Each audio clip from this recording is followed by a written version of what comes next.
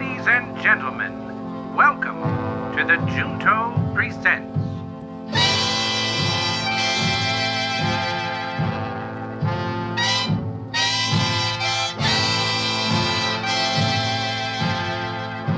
The premier podcast for genre fiction and audio drama. We bring you an original presentation performed by talented Hollywood actors utilizing top-notch audio production techniques. Join us at Franklin Manor, home to the Junto, a gentleman's club in the classic style where adventurers, mystics, and other unique individuals gather to socialize and conduct their private business. We offer you a glimpse at the strange and wonderful things to be found there. So please, sit back, relax, and enjoy the Junto Presents.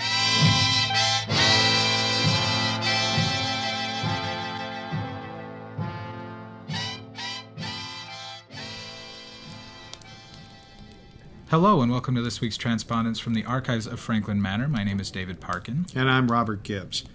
We thank you for joining us for yet another evening here at Franklin Manor. Tonight we're broadcasting from the parlor, home to the massive fireplace built with the stones taken from the home of Thomas Mugg Moggridge, an original member of the Junto. The parlor is where members of the Junto will gather after dinner to drink brandy, smoke cigars, and tell stories. A lot like what we're doing here. In addition to sharing stories from our archives, we hope this podcast becomes a touchstone for our members. Yeah, I'm glad you brought that up.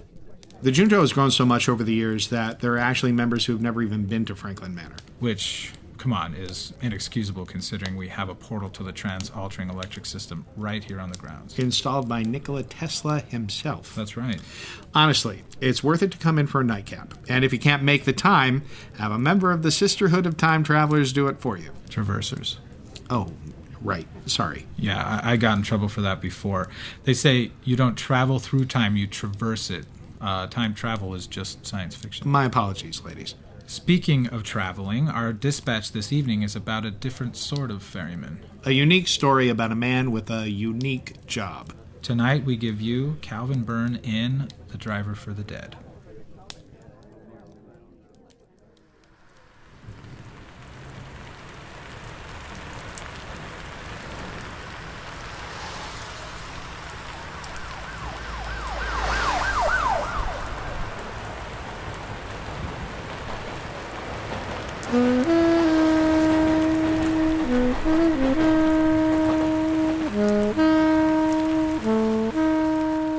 When I was in school, the teacher used to ask us what we wanted to be when we grew up. Tommy Flanagan wanted to be a fireman. He drives the vacuum train for a subway now. Karen Hammett wanted to be a senator. She got knocked up in high school and moved away in the 90s to escape an abusive husband. Jimmy Escato wanted to be a cop. He died holding up a liquor store. Me? I always wanted to drive a cab. Cab drivers are the heartbeat of the city. Those silent blood cells that maneuver the veins of this beast of an organism that we call New York. They see everything and say nothing. So visible, they're invisible. I wanted to be that trusted ferryman. Know every street, every exit, every shortcut. I'm the only one in my class whose dreams came true. Mostly because it wasn't a big dream, but also because the man in charge knew that just like all the other kids, my time on this earth wouldn't end up at all like I planned it. Every cab driver starts the day in debt. Every cent he makes up to a certain point goes to pay someone else for cab rental, fuel, licenses. They all work damn hard to get that dollar. Once they get there, a lot of drivers will ease up a bit. Me, I don't have that problem, because I don't get paid at all.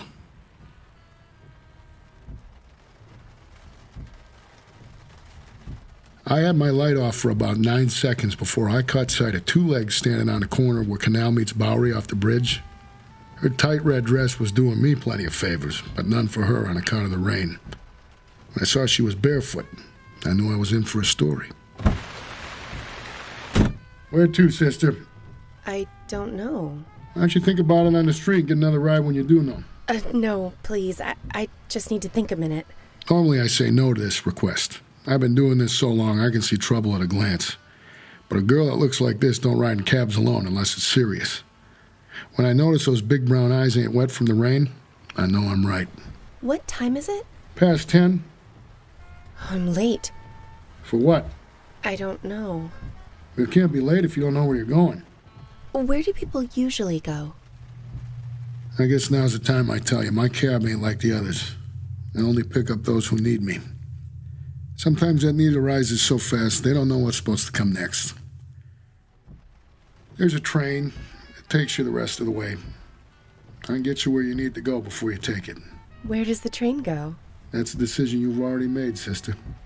But before that, I can go anywhere?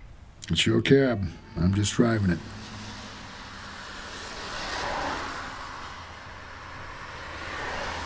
She knew where she wanted to go and she marched me right inside.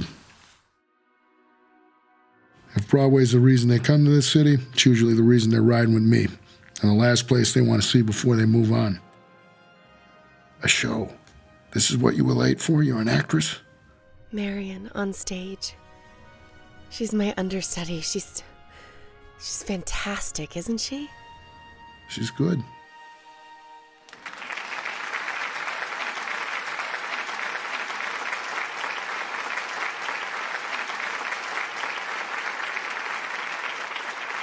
I would like to dedicate tonight's performance to our dear star, Sandra Platt. She should have been on this stage with all of us tonight, but she was killed earlier this evening in a car accident. She touched each of us in so many different ways, and we will never forget her.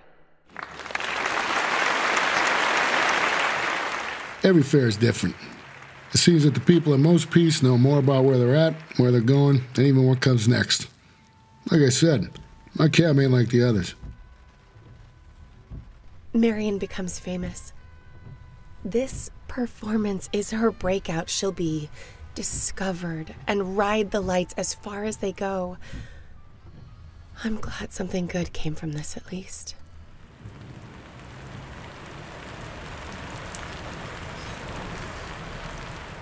Here we are, Grand Central. I don't seem to have any money. Your last ride's on us. Will I ever see New York again? Where you're going, you won't want to, sister. I thought you didn't know where I was going. When you've done this as long as I have, you develop instincts. I felt a tingle as she leaned over the seat and kissed me on that sweet spot between my temple and my eye. As I watched a shapely figure bound toward the station in the rain, I smiled. For the first time in a long time. If every fare was like Sandra's, I'd have the greatest job on any plane of existence. As I take a moment to enjoy this feeling, I see some graffiti on the building across the street. If you can't hear my words, can you see them? Something hits me about that, but I don't have time to place it before... Any trouble? Diane, the disembodied voice of my own personal hell. No, Diane, that was one of the good ones. So write a poem about it, you sap. Stop screwing around. You know how busy it gets when it rains? 57th and Ash. This one's an angry son of a bitch. Yes, ma'am. 150 people die in this city every day. The last ride ain't easy for most. It sure as hell ain't easy for me. Brooklyn. What's your name? Take me to Brooklyn, You can't touch or talk to anyone when you get there, sister. I can help you deliver a message, but that could affect what train you take. I already know what train I'm taking. There's only 2, and I ain't going uptown, you know what I'm saying? There's only 2 trains, but there are different stops. How you know that? If you take the time to think about it, you'll know too. Listen, I'll do whatever it is you need me to do, but I can tell you right now, the time for hate and pain and revenge is over. That bitch killed me. I never even met him before. You know why he did it? Your situation isn't going to change no matter what the reasons. To join a gang. That's all. How is that fair? So what's the plan when you get to Brooklyn? To mess him up. How are you going to do that? You're gone. You can't touch him. He can't hear you, see you. People see ghosts all the time. The ghosts people see have been gone for hundreds of years. They're in a hell worse than anything waiting for you on the train. This right here is where fairness begins, sister. Now's the time to reflect, say goodbye, maybe even apologize. I've never apologized for anything in my life. Your life is over. So you held that streak. Now what do you say you start a new one? I can't take you back in time, but that doesn't mean you can't change. The Bronx Zoo? Bronx Zoo it is. I've never been to a zoo. Hell, I've never been inside a taxi neither. Tonight, Jordan, is a night for firsts. And it's a night for lasts. No matter how angry, no matter how rich or old or young, they all have regrets. I guess it's human nature to want to do better, start again. God knows I do. After the zoo, I dropped Jordan in front of the station. My dad didn't say a whole hell of a lot, but he did tell me once that paying what you owe is a source of pride. That's all well and good, but I don't buy it for a second.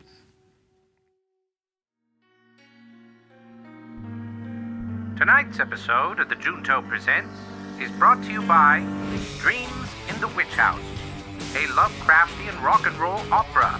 H.P. Lovecraft's cosmic horror tale from 1933 is presented in 16 epic hard rock tracks, featuring former Kiss guitarist Bruce Kulick and Wasp guitarist Douglas Blair Lusick. Available now on the internet webpage witchhousefrogs.com.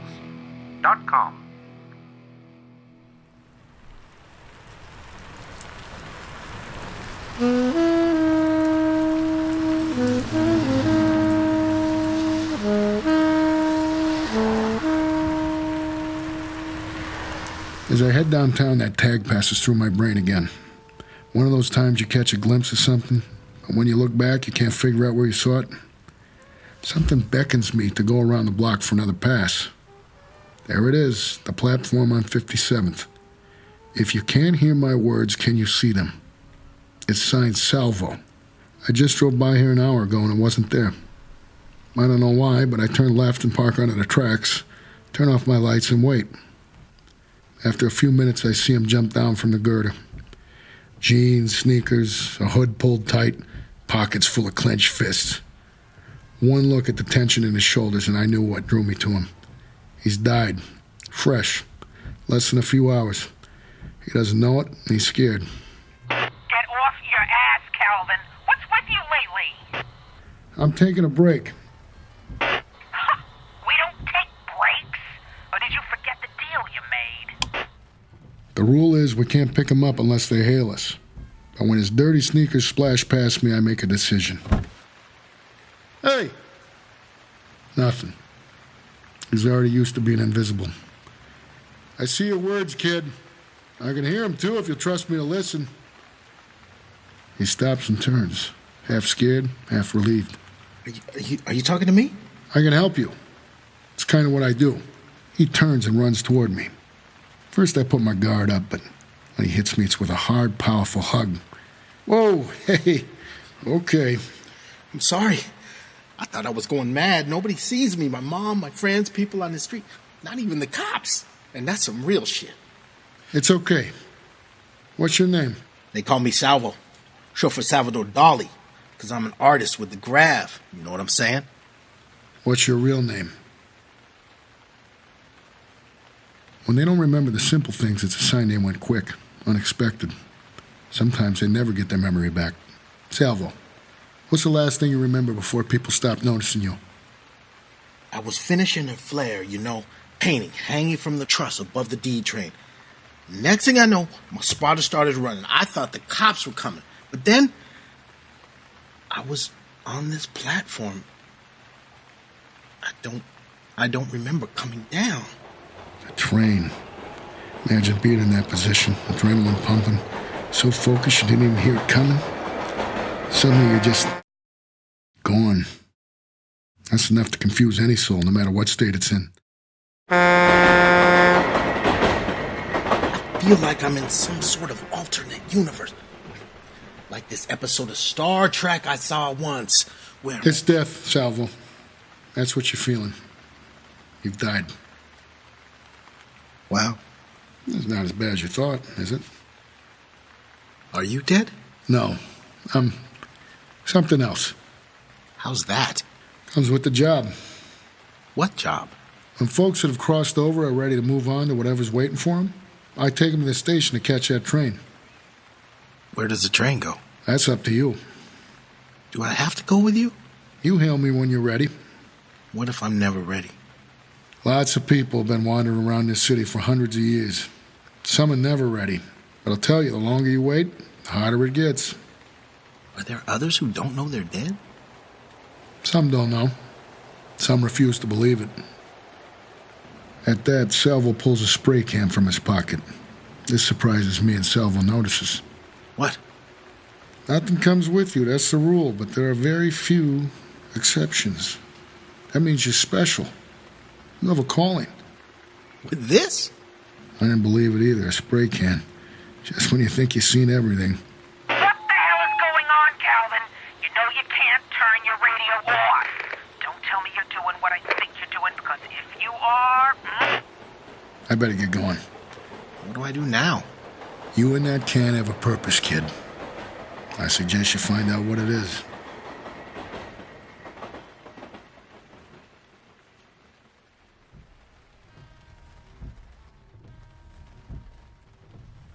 After I calmed Diane down, she sent me to a wealthy hospital on the Upper East Side to pick up a fare.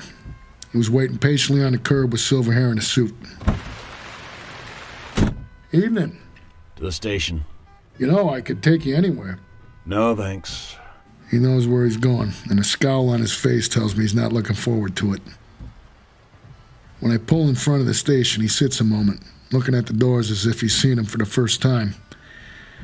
Then he catches my eye in the rear view. You know where you'll go? Excuse me? When you get on that train? Is that where you stick around driving this cab? Must have been a slow death. He knows quite a bit. My lack of an answer is all the answer he needs. He looks back to the entrance of the station, his whole life behind his eyes. Wasn't worth it, was it? Whatever you did? Wasn't just one thing with me. It was a lifetime of... For money, more money, more money. When they say you can't take it with you, they weren't kidding. I think a salvo spray can. But knowing that's not what he's getting at, I keep my mouth shut. You do take what you did with you.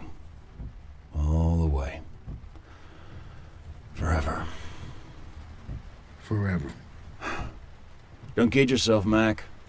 Whatever's waiting for you at the end of the line is better than an eternity in this cab. His words roll over and over in my mind. Words that have been slowly but surely driving me mad all these years. Calvin, put some stank on it. You got a wreck in the Holland Tunnel. Yes, ma'am. As I pull into traffic, I see a fresh tag on a building across the way. Trust the man in the taxi. He can hear you. Didn't take Salvo long at all to find out what their can was for. Sure, I can hear him. They can hear me and I can give them a ride. But trust me? How do you trust the man that delivers you to the water hole but doesn't have the guts to take a drink himself? That guy just dropped off died like I'm sure he lived, thinking he knows it all. He doesn't know that there is a hell. But the trains can never take you there. Hell is here. In this cab, behind this wheel. It's my sentence. I'm doomed to pay what I owe. And I have a long way to go yet. My name's Calvin Byrne. I drive the taxi for the dead.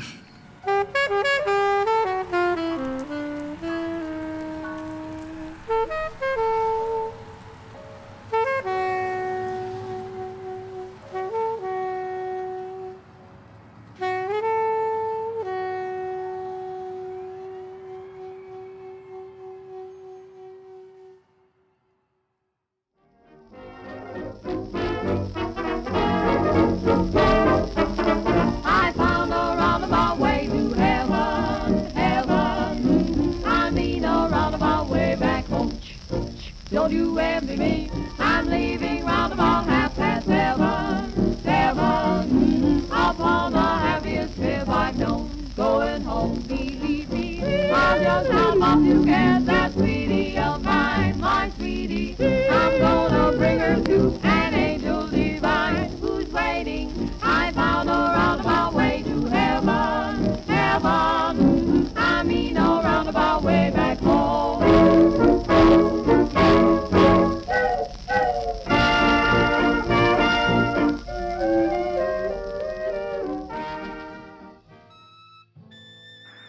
The Junto Presents is brought to you by Dreams in the Witch House, a Lovecraftian rock opera, available at witchhouserocks.com.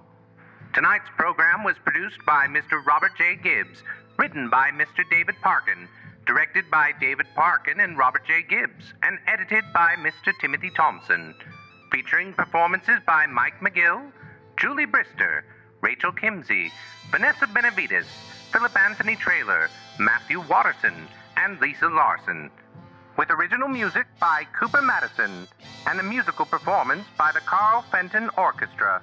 I am your announcer, James K. Riley, reminding you that the Junto are dedicated to mutual improvement in the lives and business they embody. Who are the Junto? Perhaps, dear listener, the Junto is you.